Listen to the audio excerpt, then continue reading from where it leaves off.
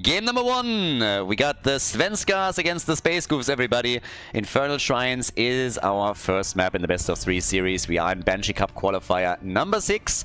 And once again, I'll quickly go over the twist that we have prepared for all of you in the playoffs, which will start next week. It's going to be pretty epic. So I've been teasing this ever since the first qualifier that we have a new idea for you guys. And what we are doing is we are presenting the teams with optional bounties. So there's a certain list of bounties that each team has. The bounties are the same for every team, and each team has their own list. So if one team completes a bounty, it doesn't mean that the bounty is crossed off for all the teams. It only applies to one team.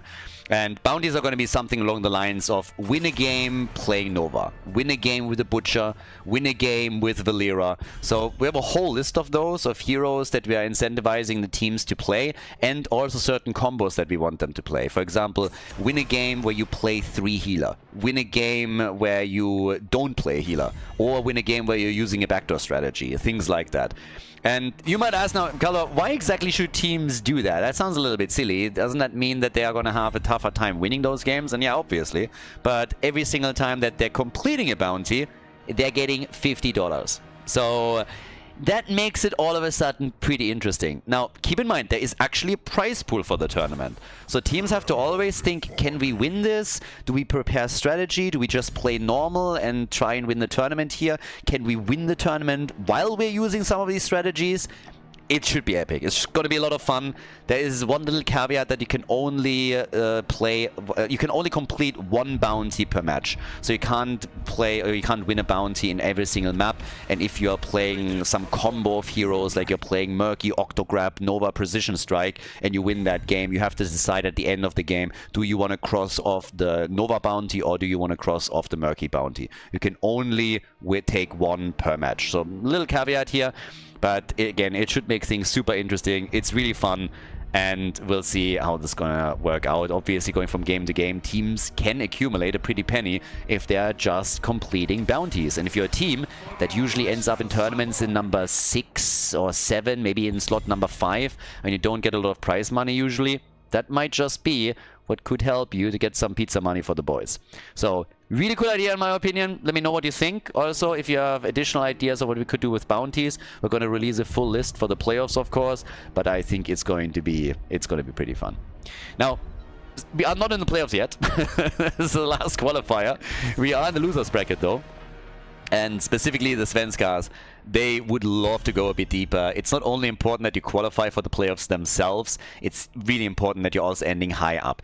Now, as the teams progress through the qualifiers, through those rounds, with every single round they pass, they gain more points. Those points get accumulated at the end of the qualifiers, and then the top teams make it into the playoffs. But of course, it also depends a little bit on where exactly you are in that ranking. The higher you are, the easier your opening matches in the playoffs as usual. So, should be pretty fun to see. And since the Svenskas haven't played all of the qualifiers, they've only participated in a very limited number.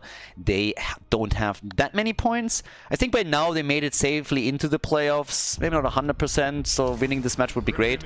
But specifically for a better seeding, this would be an important one. Now we got Blaze, Tyrael, and Maiev. So a super aggressive comp already for the Space Goofs. And if you've watched the games that they've played in the tournament here, you know that this is pretty much the description of the style that they've been using the entire time. Aggression, aggression, and just like going all-out war with the opponent. Now, with Diablo and Leoric opening things up, the Svenskas have a very solid starting lineup for their team. Maka is still playing support for them. It's been weird to see him in a support role, but he's been pretty consistent on this. And has done it, of course, in some of the past tournaments too, but still. Junkrat and Chromie for damage. And then last but not least, who is Yasuo going to pick to round out the draft for the Space Goofs? Now, they still need a healer, of course. They don't have one yet. Unless they're practicing for the bounties. They can always go Abathur solo heal. Abathur is not clarified as a healer, just to make that pretty sure. But they're still looking for someone that can go for a bit of a burst heal, and that's going to be Usa. Map number 1, everybody, Infernal Shrines. Let's head straight into the first match, the first game of this series. And by the way, it is indeed Infernal Shrines. I know I forgot to switch the target at the top. It's not Garden of Terror, it's Infernal Shrines, but yeah, shit happens. Pro streamer here, by the way. Prepare yourselves for Game number 1, Svenskas against the Space Goofs. On the left, ladies and gentlemen, we got Macke on Anduin, Svamgrotta on Leoric, Max Passion with Junkrat, Skok on Diablo, and Gia is playing Chromie for the Swedes. Over on the right side of the map, it's the Space Goofs with Play on Tyrael. We have Erixos on Maiev, Bloodcool on Hanzo. He's subbing in for the team today with quite a bit of success, I might add. Has also played an incredible Vala game earlier today on House of Doom. Yasuo with Uther, and Dayquaza with Blaze. Did I really have to mention what kind of hero he would play here? So, yeah. I mean, either way, by now we're looking at the early game shenanigans in the middle as the two teams are hoping to get first blood quickly. It's one of those things that essentially, I mean, you really don't have to go for it, but we are always getting it, right? That brawl in the middle as the teams are hoping for a quick hit and a big win. So let's see what they can pull off here. Nobody seems to be able to lock in that easy kill right in the early stages of the game. But Diablo, Skog, he is definitely trying to see if maybe he can slam somebody's face into a wall here. Yeah, always trying to pull that off.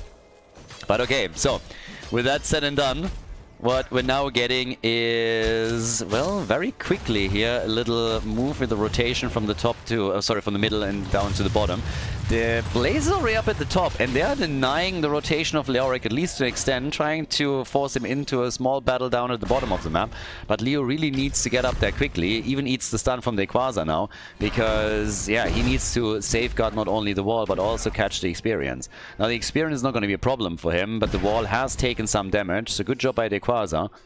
Also, nice job by the rest of the blue team, just slowing Leoric down in the middle of the map for as long as they could.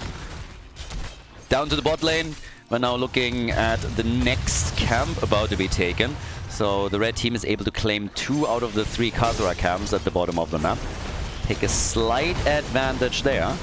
And yeah, Play still moving towards the middle. He's now faced with a similar situation where he now has to defend against the mercenaries here. But down at the bottom of the map, the tether connects. Skog, pretty low. Still able to make it out fairly easily here. Anduin with a power word shield and the moral compass. Yeah, sure. A moral compass. 0 kills on either side, but walls are falling, structures are getting destroyed, and the red team is, as expected, getting highly aggressive here. As the first objective is about to be announced, so it's going to be time that we're fighting for a Punisher. With level 4 we're also getting the Incinerator Gauntlets. And we have in addition to that the Explosive Arrows plus the Pursuit of Justice. I hate these like Pursuit of Justice, Tyrael, like Uther. It's just like, ugh, they're icky. They're really icky. What would you call that? Lawfully good or something? It's just like, oh my god. Holier than thou. Just get the hell out of my game. They're also in the same team. I didn't even realize that. Tyrael is there and so is Uther. The only one that they're missing is Imperius.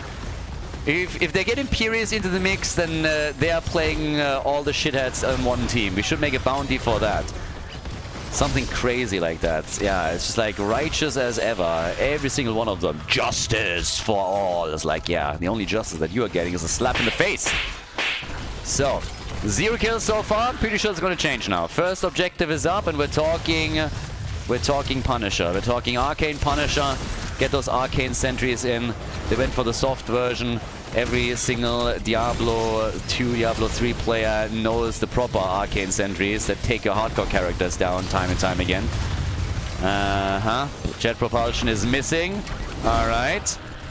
Play. Grenade after grenade is just bouncing into the middle, trying to get not only a few of the Shrine minions, but also chunk the hit points down of everybody it connects with. Both teams have level 7 talents, and they are dead even. 28 to 27 points now. Big engage, and Tyrael is alive. Oh, is he? Well, Chromie is dead, so is Tyrael. Can go for the explosion at least, I suppose, and the red team also grabs the Punisher. Nice. So in exchanging kills, Punisher is taken, and there's the Arcane Punisher right here, right now. Yeah, the good old arcane sentries. I mean, first of all, if you're playing any Diablo in softcore mode and not hardcore, then you're doing it wrong, of course. But arcane sentries were always the bane of any hardcore player. The first time that you're going up against these guys, I mean, I don't even want to know how many times a hardcore character died just because one of those arcane sentries just spawned directly on a character and it just goes brrr, Your deeds will be remembered. Or not. I mean, either way, Arcane Punisher went for the soft version in Heroes of the Storm. It was still enough to force them away from the fort and take the fort out. So there's at least that. And yeah, all at the top. There we go. The Quasar's getting attacked. It's actually a shame. It's really a shame. I've been ranting about Diablo 4 already a while, but it's still like, you know, just talking Arcane Sentries here and seeing this unfold in front of me just brings up bad memories. It's just such a shame that Blizzard is so dedicated of ruining every single franchise that they're holding. I had such high hopes for Diablo 4 and I was like, maybe they just suck at esports games. Maybe at least Diablo, they're not gonna ruin it. And then the first season came out, that cash grab that they went for there and that endless grind, and it was just like, Jesus, you guys asked for full money, more than that even, and released essentially a beta and let people play it and play test it. It's ridiculous. I grinded through the first season. I actually got a hardcore character on level 100. And then I was just like, alright, mission accomplished. I'm done. Screw this game. Never touched it since. Not even once. It's kind of embarrassing. But yeah, literally asking full price for a beta and let the people that pay the money playtest it and find all of your bugs and tell you how to improve the game. It's just so embarrassing. It's like, I don't know. Diablo 4 proved one thing to me. It proved to me Blizzard doesn't play their own games. They really don't. So many things are wrong, and what an escape! Damn, I love the setup already. Diablo using the wall spawned by Leoric to get the stun, and then the insta-divine shield on Hanzo to allow him to get out there. Awesome. Absolutely awesome. That was great. That was amazing. He slow-walked the trap with his mount. Oh, good stuff. And now Diablo's about to get attacked. But yeah, again, it's so obvious that Blizzard doesn't play their own games. It's been obvious in the past, I suppose, but Diablo 4 was the one game where it was really just, okay, it's the thing right now. I've got, what was it, where in one of the interviews, like, that one chick was like saying, why would you even want to do that? And I was just like, well, you don't understand how this game works. God, I don't remember what the topic was. But yeah, it's just ridiculous. They're not even playing their own games. The way that they're playing games is like they're playing for like 2 hours, like some kind of solo mode thing, and that's about it. It's just so crazy. But yeah, either way.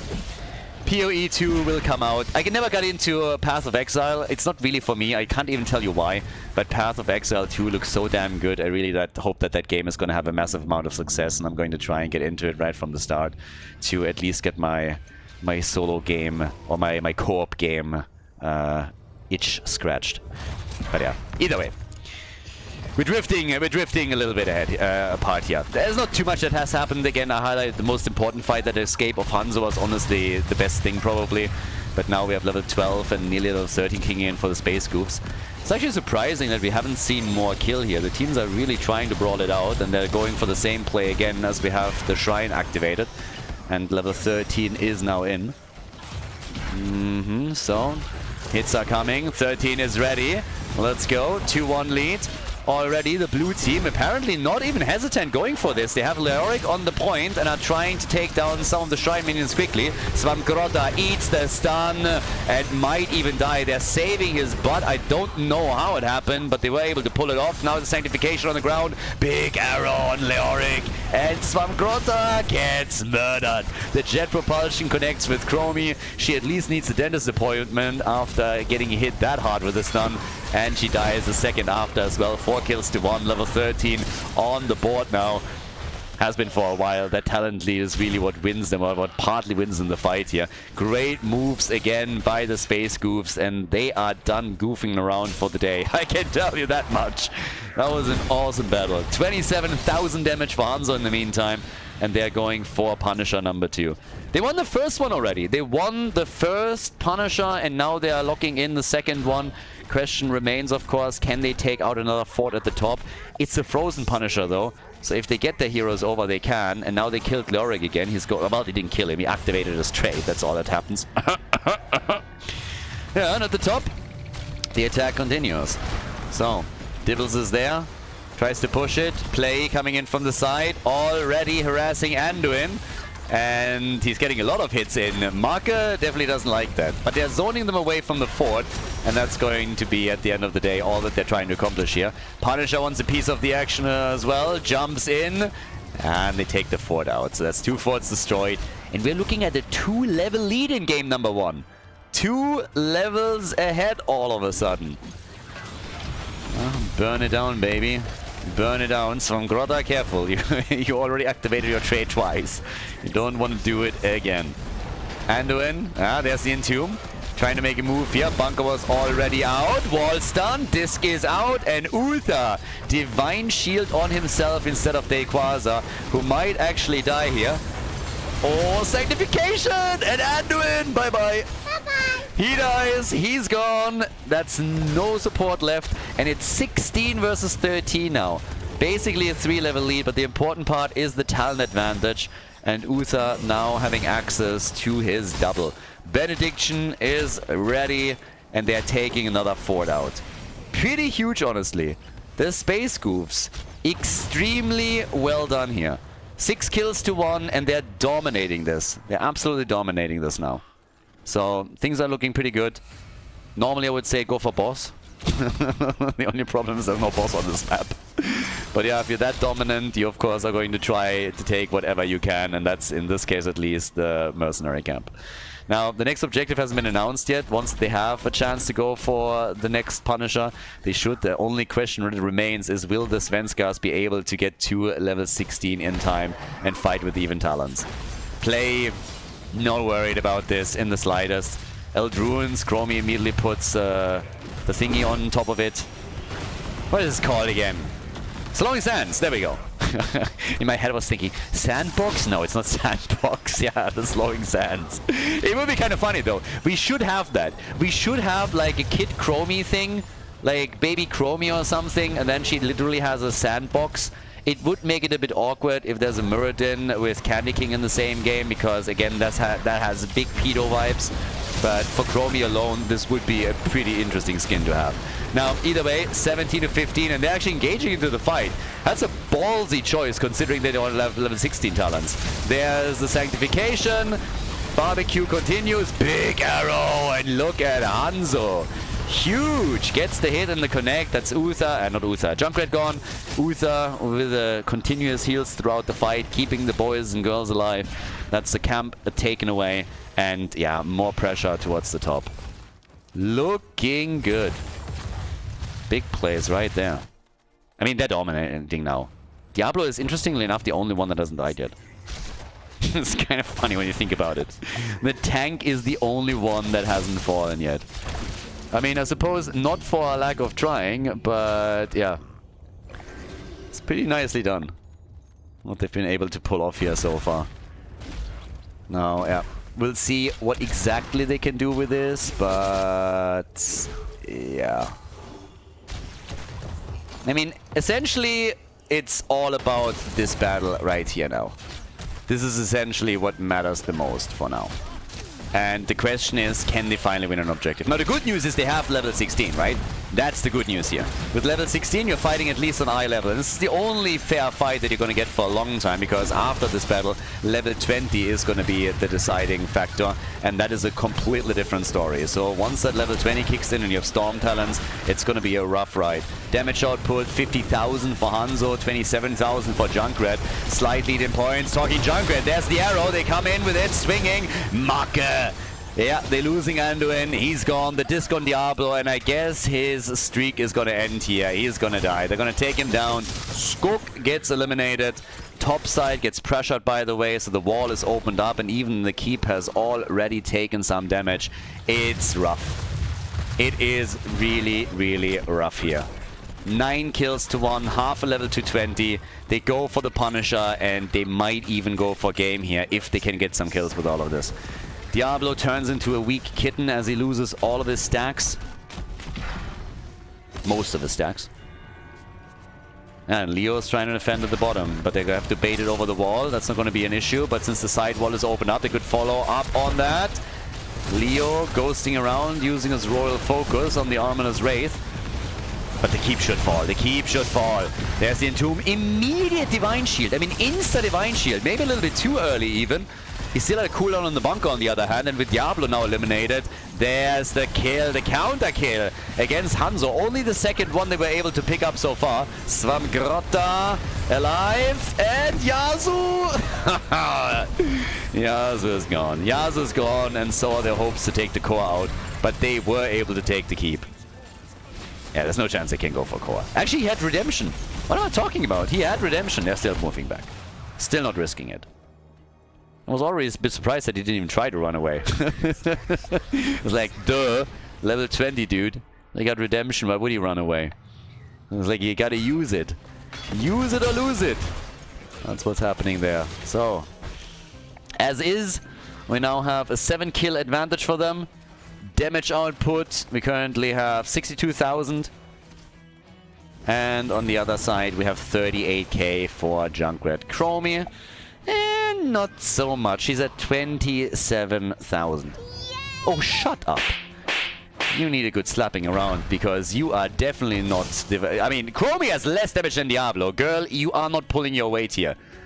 And you weigh nothing. Have you seen how short you are? You're basically half. Well, you're called Gnomie for a reason. So, Plague gets attacked. Plague has been dodging out on attacks time and time again here. Again going... there's the Divine Shield, even bunkering up on the Divine Shield, but Rayquaza is able to easily get out.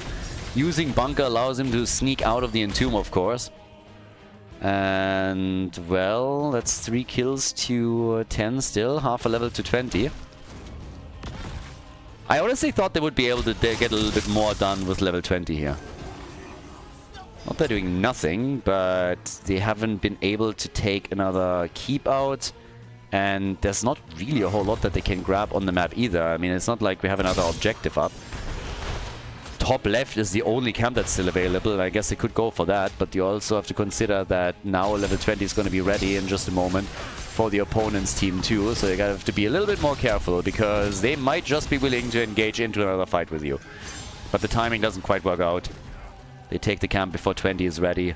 And now it is 20 versus 20. Get those Storm Talons. Do they have a chance to bring this back? That's the big question now. Is there an opportunity to try and turn the game around with one keep missing? The wild thing is, of course, that the blue team, the Svenskas, the Swedes, they haven't taken a single fort down yet. Not even one. So, can they do a little bit more here? That's the question. I mean, right now, we have the camp about to be timed. There's catapults massing up in the middle. The mid lane is going to be the biggest problem. We're 18 minutes in, those catapults are going to hurt. If anybody can sneak into the middle and take another minion wave out of the blue team, that core is going to be under pressure for sure. And Svamgrotta is fully aware of that, so he is moving very quickly towards the middle and trying to deal with it here. Now, meantime, up at the top, 10 kills to 3. Play starting to make a move. And let's see. They are trying to push into the shrine. The longer this lasts, the better, essentially, for the red team. And look at my F. My F is already... Ah, I thought she was moving into the middle to take a wave out. But no, they're not going for macro. If it was the bot lane, it would maybe be a different story. But they're trying to win another fight here. They've won most of them thus far. But level 20 might change things a bit. Riptide is already underway. Still explodes before it gets taken out. But they have zoned them away from the shrine and getting a small lead on shrine minions now. Damage output, 69,000 for Hanzo and 45,000 for Junkrat. He's starting to catch up a little bit, but it's going to take him a while. There's the Entomb, buried alive. Nice. And Uther is still fine. They got the bunker up and ready, and that was a big, big ult used by the Svenskas here. Something that they definitely needed to do some damage, but they couldn't take Uther out. So he still has a Divine Shield up. And there's so many layers of this defense. Divine Shield, Sanctification, Bunker. It's really crazy. And it's part of the explanation why the Svenskas haven't been able to get many kills here. Sanctification is out. Arrow misses completely on its way to an A. Diablo, he's been eliminated. And now they're trying to go for the Auric, I suppose. But keeping it close towards the shrine waiting for the next objective. It's another Arcane Punisher. And yes, Diablo's back to business on his way back into the battle. But the lead is there. 25 to 17 minion stacks now. Uther moving in at the front with the rest of the team, trying to ensure that he also has the Divine Shield still ready. Cooldowns are coming back. That's specifically true for the bunker. But there's the Entomb. And Svamgrotta nearly dying. Uther gets murdered. He has Redemption back up. Not a problem for him. They have the Punisher too, and now they're chasing them. They're chasing them down one after another. Here come the hits as Svamgrotta falls. Leoric is gone. The move straight for Skog as they are trying to drop him too. In the middle, the core is already losing hit points. Attacked by the catapults. They are able to take those out at least, but the party continues. And Blaze is still fine. Gets a Divine Shield as well for good behavior. Punisher's coming in. He wants to help out too. And I suppose this is gonna be a victory. Doesn't look good for the blue team. Does not look good at all. At least they were able to take Blaze out. Blaze has been dropped, so that's the good news. The bad news is that the attack in the middle... Oh, Chromie. Not hit, but they're going for Marke now. The bottom keeper has been lost. The top keeper is going to fall to the catapult. Marke is getting destroyed, and with the core already down at 77%, they are going to make it happen. This is going to be game. The lead in the best of 3 series, ladies and gentlemen. They're going to take it here. Entire team gets wiped. 5-man team wipe. And that's a victory in game number 1 for the Space Goofs as the Svenskas go down in flame. GG. Well played. Before we head into game number 2, make sure that you subscribe to the channel if you haven't done it yet so you don't miss out on any future content here on Khaldor TV. Welcome to game number 2! Towers of Boom, everybody! The Svenskas against the Space Goofs, and the red team has taken the lead now. And with pretty convincing fashion, I might add. That was a well-played game by them. Controlled the team fight perfectly, controlled the flow of the game, built up some momentum, and then took the boys in blue out pretty quickly. Medivh gets banned. I'm very curious what exactly the Space Goofs are going to play here, though. They chose the map. The losing team decided that they want to have first pick and first ban, which they've now successfully, of course, done. But that means that they have to face off against the Space Goofs on Towers of Doom. So Sylvanas gets banned out. But what's the play here? Where's Sequoia going to play on the side lane now, for example? I mean, generally speaking, it's just going to be interesting if we're going to get some more global action in the game now for one. I think it's highly likely. If the Haga doesn't get banned, he is going to be played 100%. If the Svenskas are not picking him, the Quasar will be more than happy to use the Haga in this game. But he might even get banned out. So we'll see what the Space Goofs are getting rid of here. They ban Hawker, okay. So the Haga is definitely still open. Could be picked as a first one. Do they prioritize him? No, they go for Jojo. Alright, so Skog with Jonna. And I'm pretty sure that we're getting the Haga in this rotation now. There he is. The Quasar. No hesitation. I mean, none whatsoever. Immediately goes in, it's like, alright, that one's mine. And then comes Brightwing. I love how basically the Haga is an insta-pick for the Quasar, and then they were like, okay, so what else? Oh, wow. They are fast. Look at that. I like the snappiness. Some decisiveness, some step. Some pep in the step for the Swedes with Rhaegar and Thrall. They're going full smog on this one. I keep forgetting, can we do a full Orc team? Garrosh, Thrall, Rhaegar, Gul'dan makes 4. Who else do we have? Samuro. Alright, we can. Yeah, we should have added that. I think like as a bounty that's probably a bit bad though. Keep in mind, the opponent's team can ruin your bounty. So if all of a sudden you see that your opponent's going for a full Orc team, you can just simply ban or pick one for yourself and then it's all over. So yeah, I think that one would be a little bit too difficult to actually accomplish. I think it might be possible, but it's definitely not easy. The second that you have 3 heroes together, your opponent knows exactly what's going on. I guess if you are second pick, you could do it. You pick 2 Orcs at the beginning, then your opponent doesn't really know, do they want to do it, do they not? And if they don't ban anything out in the next ban rotation, you pick 2 more, and then there's enough up to pick it on the last pick. So, yeah, you could do that. But yeah, would be interesting. Again, just like theory crafting a bit on that. Maybe for the future we're gonna add the orc rule. We'll see. We'll see how the bounties go. It's going to be the first tournament where we're using a bounty system once that the playoffs start. And it's going to be interesting to see, you know, which bounties are going to be taken the most, which bounties are difficult to complete. There's always the idea that you could, for example, also weigh the bounties a little bit. So you have bounties that give a little bit more when you complete them and some that give less. But for that we need first some data to see what the teams perceive as being an easy bounty, what's a difficult bounty, and then we could always try and make plays like that. But for the beginning we're going to keep it sweet, simple and easy, just so we see how teams adopt to it, how the audience likes it and everything. So yeah. Either way, Malthael and Liming are being picked, the final two for the second map. And again, as a reminder, the full list of bounties is going to be released, so you'll see what we have all come up with. More might be added in the future if we use the system again, but again, it's going to be his first time. So, Bloodcool, Damage Dealer, final one. Are we going to get his Vala performance again? They could go for Vala here. Get Vala stacked with arrows, but they decide in favor of Genji. Towers of Doom, everybody. Map number 2 between the Space Goofs and the Svenskas. Let's head straight into it. Game number 2, Mucke on Rhaegar for the Swedish team. They gotta win this one or they are out of the tournament. They would take 4th place if they lose here, but of course they have high hopes to force game number 3 in this series. We have Skok on Joanna, Gia on Liming, Svamgrotta on Malthael, Max Passion on Thrall, and on the right side of the map it is Garrosh, played by Play up at the front for the Space Goofs. We got Evixos on Genji, Bloodcool on Cassia, De Quasar on Dehaka, and Brightwing gets played by Yasuo.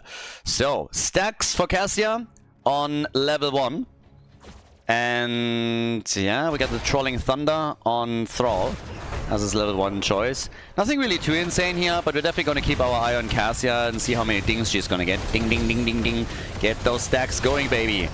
Yeah, good early brawl. Careful, Garrosh, a little bit far out there. Yeah, maybe too far. Can they get the kill? Oh, that was close. Li Ming nearly got him. That would have been the end of him, for sure. If she connects that, it's... yeah, he's gone. Yeah, so he still played it nice, was able to walk away there. But this could have been a problem, to say the least. Either way, early game kills are obviously not really the end of the world. It's a low death timer, it's not a lot of experience that you give up to your opponent, but you lose some of the map control and you're trying to maintain that for as long as you possibly can. So yeah, something to keep in mind for sure in all of that context. Now yeah, the attacks, they keep coming. We currently have all the way up to the top lane Genji in a bit of trouble. He's still going to be alright here too, so Genji is still fine. Not really a big deal for him there either. And yeah, well, we have Svamgrotta still trying to also take some minions out in the middle. The rest of the team has now moved down to the bottom of the map and is going to try and make their plays there. Drop that wall slowly. Bloodcool is moving into the Jaina-com just to make sure that he's soaking the damage and that it doesn't go to the wall. Much harder to repair a wall when you don't have Abathur than healing some hit points on one of your heroes. And with that principle, he's obviously well advised to soak 1 or 2 combos of Li Ming. As long as he's not in danger of actually dying, it's going to be alright. Each team has taken their pumpkin camp, so nobody was able to steal anything here and go for some super cheeky moves. But yeah, everybody's still looking for that first blood. Get also level 4 connected. In this case, we're having Triumvirate again as level 4. We got the Earth Living Enchant. Nothing insane when it comes to talents here, but another battle happening. Garrosh with a flip. Jojo, Iron Skin, and she's able to get out. 9 stacks for Cassia on her level 1. Nothing insane, but again, the girl's trying, doing her best here. And talking about it, Gia is dead. First hero to fall. And well done. Garrosh has actually been getting a lot of good flips for the team. And that allowed them now to pick up first blood. With Li Ming gone, that's also one of the damage dealers that has just been dropped, which makes a lot of things much, much easier as we're heading into the altars. This is the first phase, so triple altars are activating. And if they can get another kill here, that would be the dream. Dehaka's at the top right. Genji's probably going to interrupt Thrall for a little bit. And it's a freebie down at the bottom of the map. So they are already activating 8 shots in total, 32 to 40, and now with Rhaegar providing a little bit of cover for Thrall, they are able to pick this altar up as well. So it's back to the usual rotation and lane shenanigans between the two teams here. But yeah, the top lane in particular, Svamgrotta against Rayquaza, is going to be hyper interesting. It's kind of funny just with the picks for Rayquaza in general. He's always the one locking in Blaze in first for his team time and time again. And then his next go-to is essentially Dehaka, which he was able to get here too. Was neither banned out nor picked away from him. So he always ends up with Honus's preference picks, or at least that's what it seems like. They're hitting level 7 at the same time. And with level 7 we're getting now Conviction. So a bit more of engage speed and also disengage. I like how the blue team is playing it here. Again, they are with their back to the wall. They need to win this now. They definitely have to. So they're trying their best here. Their camp is about to get invaded. Mark is a little bit low, and he dies. The counter kill attempt against Garrett, but it's not working out for the blue team. They are trying to get another kill. Play might fall, and Svamgrotta realizes that he's not going to be able to do anything here. The camp has still not been taken, by the way, so the camp is still up for grabs. And the red team, thanks to their 5 versus 4 situation, is now attempting to steal it away from their opponents. Hasn't happened thus far. Genji with another quick move. Camp about to be claimed. Malthael is dead too. And they might not. They're not going to get Skoke here. But they got 2 kills. They got 2 kills out of this and the camp. Not much more that you can ask for. And of course, these brawls are nice for Cassia as well. If you are engaged in such a long fight, she is eventually going to get more and more stacks together. Sitting at 18 is nothing crazy, but again, it's slowly getting you the additional damage numbers, and it's all about the late game with her right now. Blue team is trying to repay them in kind, but they are not able to go for the pumpkin camp. Top left, top right, Svamgrotta, Dehaka, they're just exchanging shots on the towers. So now we have 28 points on the core against 32. Nothing insane happening outside of that, but I gotta give it to the red team. These fights are super clutch and super close, and they are still doing such a great job controlling them the best that they can here and just doing the work. So, can they maintain that momentum? Can they expand on that lead a bit? That's the question. Blue team is doing everything that they possibly can in order to bring it back. In experience, they're also not that far behind, so it's not like it's an utter disaster or anything like it. Just a kill or 2 and you are more than back to business. The question is just simply, can they get those kills? And they are going to try. But yeah, we'll see. Heroics are kicking in just a little bit sooner for the Space Goofs. Again, we get the X-Strike for Genji. They are trying to get a kill with this. There's no 10 yet for the blue team. They would have loved to just drop a last rites on Rayquaza in that battle. But Thrall goes down at the bottom of the map, gets killed by Cassia as the fight at the top continues. Rayquaza, yeah, he still pops the essence, is able to move away here. I think was also trying to bait last rites out. And yeah, Malthael didn't fall for it. No last rites used in that fight, just realized, okay, he probably still has Burrow. Probably still has Essence too, so how about we just don't? Let's not get too greedy here and burn the big cooldown without knowing what the opponent still has or doesn't have. But now it's 4 kills to 0, and the blue team, they need to get some kills at some point. I mean, you got G on Li Ming, right? So G on Li Ming is nice. That means that all that you need to do at the end of the day is get him some resets and he can just hop through the opponent's team. Play a little bit too far out. Last rites and goodbye. Finally, Malthael has died, but at least he died for a good cause and took one with him. The shots have also been fired by the blue team, which means that we have... Oh, there it is! Blessed Shield Condemn into Li Ming combo. They pick up 2 kills, Ancestral gets thrown out too as they are trying to continue the fight against Rayquaza. And it's 28 points on each team's core as they were able to properly set up the altar. And yeah, we are in for a bit of a banger, I think. I like it. Super even between the two of them now. And this time they're trying to steal the camp away and there's no stopping them. 22,000 damage on Genji. 17,000 on Thrall. Pumpkin stolen. And at the top, they want to go for another attack against Svamgrotta. As Play is trying to come in. Yeah, gets 1 hit. Svamgrotta tries to go for Genji and falls. He was so damn close to get his last right. I don't think that he could have gone for Genji here. I think shield was still up. Either way, the bottom bell tower gets converted over. That is actually a bit of a win already. But they're going for a kill on Yasuo. Brightwing. Brightwing is still alive and makes it back into the fight. Ridiculous. Absolutely ridiculous.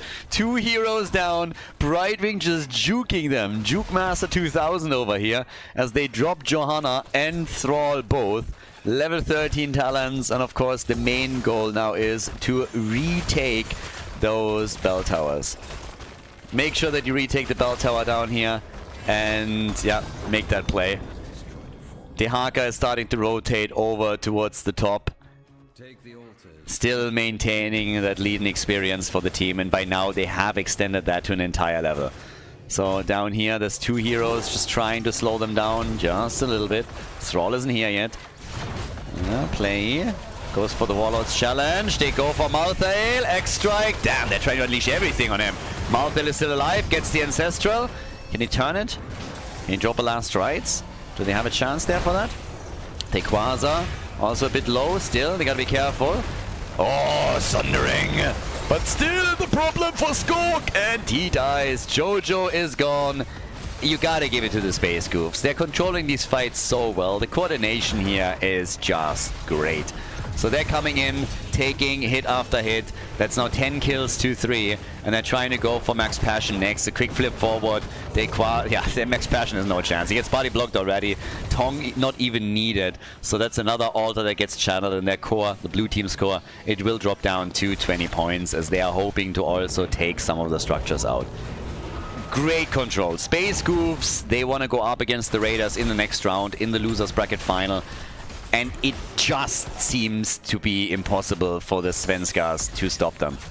If the Svenskas lose, they are 3rd place in the qualifier. They should be in the playoffs. Maybe not the best position, not the best seed for the playoffs, but they should have made it just by getting this far in the tournament already. It would be great for them to advance even further and increase their positioning. But at this point, it just seems, yeah. I mean, this is a comeback map. You can always come back on Towers of Doom, so I don't want to jinx it just yet. But with a 2-level lead, a level 16 talent advantage, 8-point lead, and them just generally doing better and better and better, it's going to be tough to bring this one back. You have to rely on Li Ming getting a lot of resets and fights. To be fair, if they are getting stacks for Malthael and if Li Ming can get her resets, then nothing's impossible here. And talking about it, is he gonna go for it? Nah. Malthael wasn't here yet. Now they're trying to force the fight again. They don't have a level 16. That's the big problem. Jojo gets attacked and just doesn't stand a chance. She gets absolutely murdered. Popped like a pimple. Li Ming dies too. That's 2 down. 13 kills, 2-3. The Space Goofs, they just seem to be too strong here. Powerful performance by them. Absolutely powerful. Great plays. Really nicely done. And now they're pushing in for the bell tower, and this one they are going to get. So yeah, the control is there. Bell tower is converted over. And now we have a triple altar phase. They won't be able to end the game, even if they take all 3 of them, but they can get damn close. If they just take 2 of these altars now, it's 10 points on the core for the blue team. You take a boss after that, get another 4 points connected. So yeah, there's a ton that they can do, and they're going to try. Shots are being fired. 10 against 3, 10 points on the core against 25. It's that level lead and the talent advantage that is the biggest issue, honestly. And again, let's not forget, that boss is still up. Still possible to pick this apart too. Another nice move against Play, though. But again, not dying. Like, he's still fine. It's crazy, like they're just not losing anybody. Every time it seems like somebody is finally going to fall. We're having Brightwing come in with another heal. Of course, Cassia is by now also getting her stacks together, so she's sitting at 37,000 damage. Genji's at 40k. And on the other side, we got Thrall. And that's it. Thrall with 33,000, which at this point is just not enough. Another attempt to make a move, and maybe now, last rites, and finally a kill and another stack for Malthael. Good for him. I mean, damn, took him long enough, but yeah, he's getting A bit more of a cooldown reduction. And this is obviously a really important move for the blue team. Why do they do this? Very simple. They're trying to remove the boss as an option for their opponents. That's all that they're doing here. As long as that boss is on the map, there's always a chance that the red team grabs it eventually and ends the game with it. So you put it on a big cooldown, take it for yourself, and take the 4 points. If that means you lose a bit of control for a period of time, that's fine. That's a trade well worth it. But it's something that they just simply had to do. Well, and they did. So now they can try and bring this back. It would be too amazing if they would set the comeback up here. But there's a drag against Thrall, and Max Passion is max dead. So is Brightwing on the other hand. So each team losing a hero. And Last Rites is up in another second. So Malthael maybe with another chance to get a hit together. Can he pull that off? Well, maybe not. Genji wants to have a piece of the action too, as he's jumping in. Pumpkins made it through, 1 towards the core. So if you get the channel here, it's 4 points on the core. Single altar would end it then later, even if they lose the bell tower. They taunt the Warlords challenge and they go for Malthael. He YOLOs out his ult, kills Garrosh, and he survives! No way! They didn't get Malthael, they didn't get the kill, but he turned it around and they picked off 2 heroes. Okay. Yeah, that was pretty awesome. Maybe a bit too greedy what we just saw from the red team. I mean, check this one out. He's trying to get the kill, then Last Rites comes out, they don't get Malthael, and instead they're losing Garrosh and Cassia. Level 20 is at least on the board, so they got level 20 talents.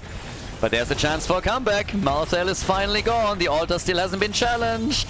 They're going for Rhaegar. No! Just as it looked like maybe they have a chance to bring it back. Just like there was a glimmer of hope, they took it away again. 7 kills to 16. They're chasing the fruit fly. Brightwing alive, and they're trying to take Li Ming and the rest of the team out. Thrall is murdered, so is the Haka. Both of them die, and that bloody altar is still up. That bloody altar is still there. Nobody has channeled it the entire time. 3 stacks for Malthael, but look at Cassia. Cassia is now on 68 stacks. She only needs 1 more and she's going to be on 69. Nice. So, yeah, the damage is also starting to reflect this more and more. She's at 46,000. I mean, still, she can't hold a candle to Genji. But she's getting there. It's quite the game, isn't it? Yeah, they're trying to retake the bell tower down at the bottom of the map. The funny thing is that for potentially ending the game, it doesn't even matter all that much. So that's the interesting part, because they have only 4 points left on their core. Now in the meantime, with level 20 talents in their hands, living weapon, cooldown reduction, they're just attempting to pin them down. They're trying to escort some pumpkins in. It's a double altar that comes up next. If that bell tower doesn't get retaken, good luck trying to reach the bottom altar. But it's 20 versus 20, so we get World Breaker. Get the upgrade for Jojo. Farseer's Blessing. That one's of course going to be big. And Repulsion for Li Ming. Well, let's have a look. Can they bring this back now? They're really with their back to the wall. The Haka, another problem that they gotta face. But it seems like they can take that bell tower back. Really feels like they can bring it back. The bell tower is taken, so now at least they get access to the bottom altar once that it spawns. Because this position is so difficult to access when your bell tower is taken at the bottom of the map. So yeah, making sure that they at least get that was pretty important. And well, they pulled it off. So the attacks, they keep coming. They're trying again for Garrosh. Sundering a moment too late to connect the stun. Indomitable was already used. 17 to 8. Can they make the play? They're trying, they're moving in, and, well, force them away from the altars, at least for a second. Nobody has gotten a kill yet. This is going to be such an important fight. This is going to be huge for the two. Who's taking it? 1 altar is all that they need. Only 1. Get the first kill and start to snowball it. Can they do it? 8 kills to 17. The channel attempts are already starting. World Breaker is out as they're making another play. And there's the Ancestral. Brightwing is down. Blue team with big heals. Thanks to Make. They're going for Garrosh. Play is about to get destroyed too. They're turning it. They're actually starting to turn it here. Genji is looking for a kill. Can't find one. The Haka desperately trying to escape. Last Rites not triggered. He was burned already. And And they get Malthael. Malthael is gone, but he bought back immediately. No one can stop death. But look at these fights. The chaos, the carnage, the isolation that hits everybody. Li Ming dead, Genji dead. No, Cassia's down. They're going for the Quasar again, and he also gets dropped. No altar has been channeled. They go for the full 5-man team wipe as they murder every single one of them. The entire red team is gone. And guys, that is 2 altars that they're gonna get. And they're getting the pumpkins here. They could also go for boss or for a bell tower conversion. Can they pull the comeback off? It seems like the map is delivering again. 6 deaths on Malthael and 5 deaths on Thrall. But they're making the plays. They're bringing this back. And they now have a chance to actually win game number 2 and force the 3rd map in the series. They got a chance. It might be a small one, but it's definitely there. Channels are happening, shots are being fired, and it's 10 in total. They took 1 bell tower, so now we're down to 4 points against 11. Big hits and pumpkins. And they're going for the boss. 4 points. 2-7, everybody. Yep. The Svenskas. Can they turn it once more? Towers of Doom, it's always the same with this map. It's ridiculous at this point. Cassia at 67,000. They're retaking the bottom.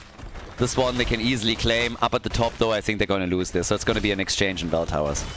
It's actually quite important for the blue team that they are at least controlling 1. Because as long as they control a single bell tower of the opponent's team, a single altar cannot end the game.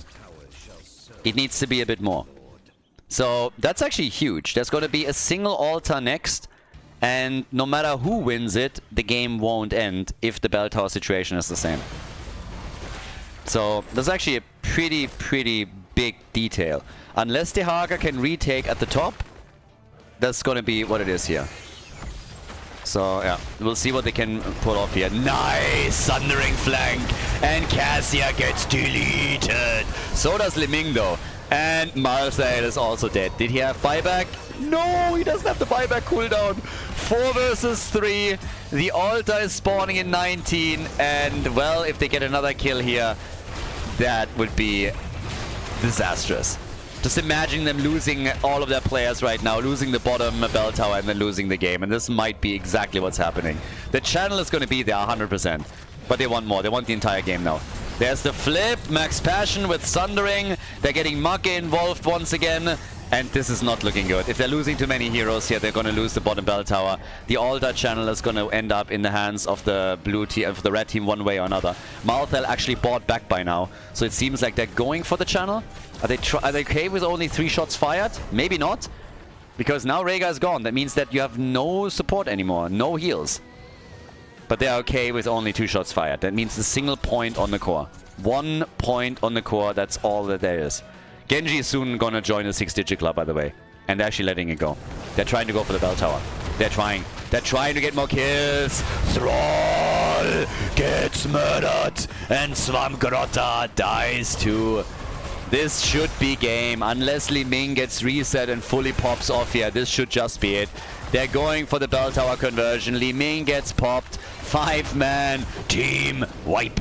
And they're moving in for the end. 4 shots will be fired. That's enough to win the game. Nicely done. The Space Goofs with a 2-0 victory against the Svenskas, who take 3rd place in the 4th place in the tournament. And the Space Goofs move on to the loser bracket final. GG.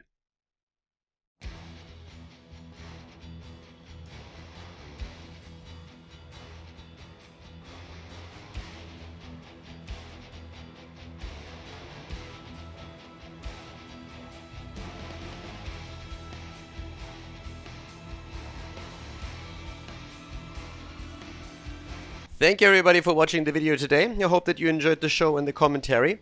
And keep in mind that the spoiler protection that is going to run for the rest of the video is made possible by all the support on patreon.com. So guys, if you want to support my work, if you want to help me start new projects and keep the spoiler protection in place, please consider heading over to patreon.com/Khaldor. There's also a link in the YouTube description and check that out. Thanks in advance and see you guys next time with more esports coverage here on Khaldor TV. Have a great day.